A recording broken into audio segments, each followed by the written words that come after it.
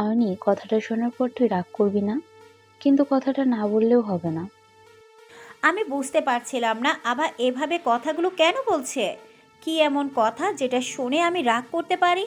আমি আভাকে কিছুটা আশ্বাস দিয়ে বললাম, ধুর পাগল, আমি তোর কথায় রাগ করব কেন? কি বিষয় নিয়ে কথা বলবি বল? আবার ঢোক গিলতে গিলতে আর হাঁপাতে হাঁপাতে বলল, আনিক ভাইয়ের ব্যাপারে। জানিস, কথাটা শোনার পর তোর খারাপ লাগবে, এভাবে বললাম, তাই এভাবে বললাম। বুঝতে পারছিলাম না আবার অনেকের ব্যাপারে কি এমন বলবে যেটা শুনে আমার খারাপ লাগতে পারে, যেটা শোনার পর আমি কষ্ট পাবো।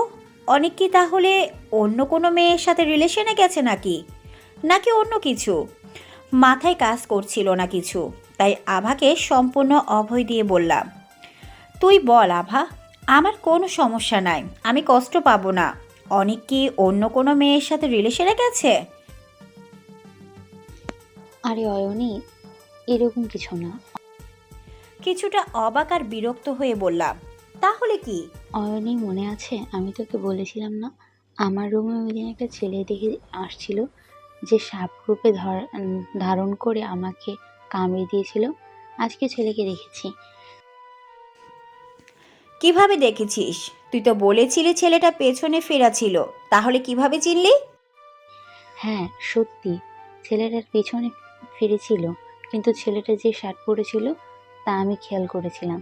আজকে যখন আমি ভার্সিটিতে আসি, তখন পুকুর পাড়ে হঠাৎ করে খেয়াল করলাম কেউ একজন ওই শার্টটা পরে পুকুর পাড়ে দাঁড়িয়ে আছে। পিছনের দিকটা দেখে আমি চমকে যাই, কারণ ওই ছেলেটা ছিল আমার রুমে ওই দিন, ঠিক একই রকম দেখতে।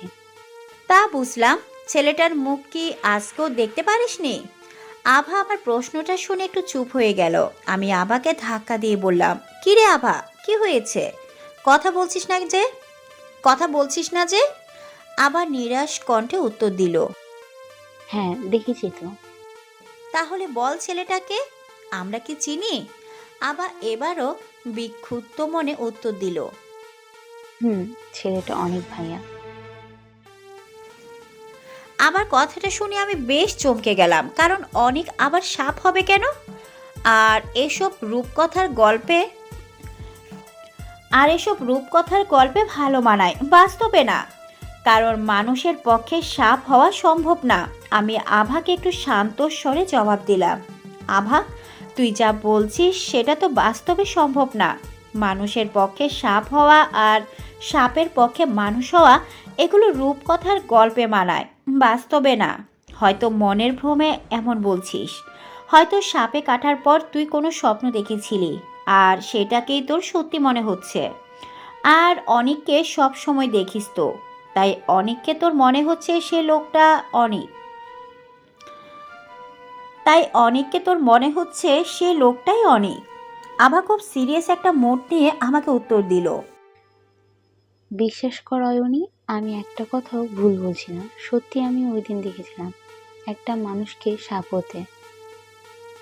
কেউ আমার কথা বিশ্বাস করছে না, আমি কোনো মিথ্যা বলছি না। এই বলে আভা বেশ কাচুমাচু করে মুখটা কালো করে ফেললো।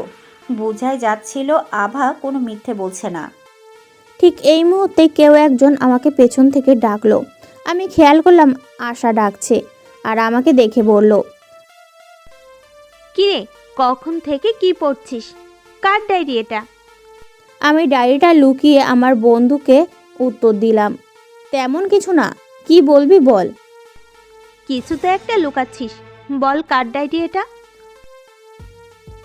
আমি বেশ শান্ত হয়েই বললাম, জানি না কার ডায়েরি, তবে চিলেকোঠার ঘরে পেলাম। ও, তাই বল, কি লেখা এই ডায়েরিতে? অনেক মন দিয়ে পড়ছিলি দেখলাম। সত্য বলতে ডায়েরিটাতে অসাধারণভাবে একটা কাহিনী লেখা, সেটা পড়ছিলাম। এটা শেষটা কি হয়েছিল এখনও জানতে পারিনি। মনে হচ্ছে এটা একটা সত্য কাহিনী। কাহিনীটার রূপকথার গল্পের মতো লাগছে অনেকটা। ও, তোমাদের বলাই হলো না, আমি তরি। 1 মাস হলো এই বাসায় আসলাম, আর হুট করেই এই ডায়েরিটা পেলাম আর পড়তে শুরু করলাম। খেয়াল করলাম ডায়েরিটা অনেক আগের লেখা। পড়তে পড়তে ডায়েরিটাতে ঢুকে গিয়েছিলাম। হঠাৎই আশার ডাকে ঘোর কাটলো। আশা এবার আমাকে ধাক্কা দিয়ে বলল, কি রে বল, ডায়েরিটাতে কি লেখা? আশা, আমি পুরোটা পড়ে নিই, কিছুক্ষণ সময় দে, আমি পরে তোকে জানাচ্ছি। না, যতটুকু পড়েছিস ততটুকুই আগে বল। আশার জেদের কাছে হার মেনে আশাকে ঘটনাটা বললাম। এরপর বললাম, এবার বাকিটা পড়তে দে। আশাও সম্মতি সুলভ মাথা নেড়ে বলল, আচ্ছা, কিন্তু পড়ার পরেই আমাকে ঘটনাটা শোনাবি। আমারও তর সইতে ছিল না ডায়েরিতে কি লেখা এটা পড়ার জন্য। আবার ডায়েরিটাতে মুখ লুকালাম আর পড়তে লাগলাম। সারাটা দিন কাটলো আমার ডায়েরিটা শেষ করতে। এর মধ্যে আশা এসে আমাকে বলল, কিরে, এবার তো বল কি ছিল ডায়েরিটাতে, বাকিটা তো বল। অয়নিকে আভা পরে কি করেছিল? আমি খুব উৎসাহ নিয়ে বললাম, তাহলে শোনো। অয়নি বুঝতে পেরেছিল যে আভা কোনো মিথ্যা বলছে না, কিন্তু অয়নির এটাও বিশ্বাস ছিল না যে কোনো মানুষ কখনোই সাপ হতে পারে। অয়নি আবারও এটাও মনে হলো একরকম সাপ তো দুটো হতেই পারে। আবার ঘটনা সত্যি হলো এটা যে অনিক, এটা তো প্রমাণ হয়নি। অয়নি একটু ভেবে আভাকে বলল, আচ্ছা আবা, এরকম শার্ট তো দুইটা হতেই পারে। তুই কিভাবে শিওর হচ্ছিস এটা অনেক, আর বলছিস অনেক একটা সাপ, আর বলছিস অনেক একটা সাপ, এটা শিওর হয়ে বললি কিভাবে? আভা অয়নির কথাগুলো শুনে কিছুটা চুপ হয়ে উত্তর দিল, অয়নি, আমিও প্রথমে তোর মতোই একই কথা ভেবেছিলাম একসাথে দুজনে হতেই পারে, কিন্তু আমার স্পষ্ট মনে আছে আমি ওই দিন খেয়াল করেছিলাম আমার রুমে থাকা ওই ছেলেটির এক কানে একটা দুল ছিল, আর হালকা অন্ধকারে ওই দুলটা পাথরের মতো বেশ চকচক করছিল। আর আজকে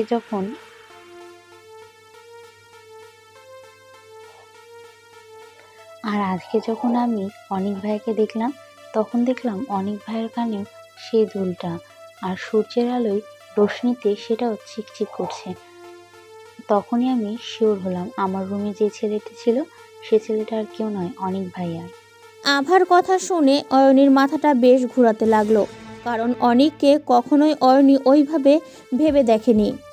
অয়নি ভাবলো হয়তো বিষের প্রভাবে আভা সেই ট্রমা থেকে বের হতে পারছে না, তাই এমন উল্টাপাল্টা কথা বলছে। অয়নি আভাকে তখন শান্ত স্বরে জবাব দিল, আচ্ছা আবা, বাদ দে, ওই দিন হয়তো কোনো ভুল দেখেছিস, আর না হয় মনের কল্পনা। আরে বিশ্বাস কর দোস্ত, আমি কোনো ভুল বলছি না, আমি সত্যি। অয়নি আভার কথাটা আটকে দিয়ে বলল, বললাম তো, বাদ দে। আভাও আর কোনো কথা বাড়ালো না, কিন্তু আভার কথাটা কেউ বিশ্বাস করছে না এটা ভেবে আভার বেশ কষ্ট পেতে লাগলো। আভা কাউকে বোঝাতে পারছে না যে ও যা বলছিল তা সত্য। আভা বেশ মন খারাপ নিয়েই বলল, চল ওখানে গিয়ে বসি। অয়নিও বুঝতে পারলো আভার মনের অবস্থা ভালো না, তাই আভাকে একটু সান্ত্বনা দিয়ে বলল, আরে বোকা, এমনি মুখ করে রাখিস না, চল যাই ওইখানে গিয়ে বসি। আভা আর অয়নি একটু সামনে এগিয়ে বসলো। দুজন বেশ গল্প করতে লাগলো।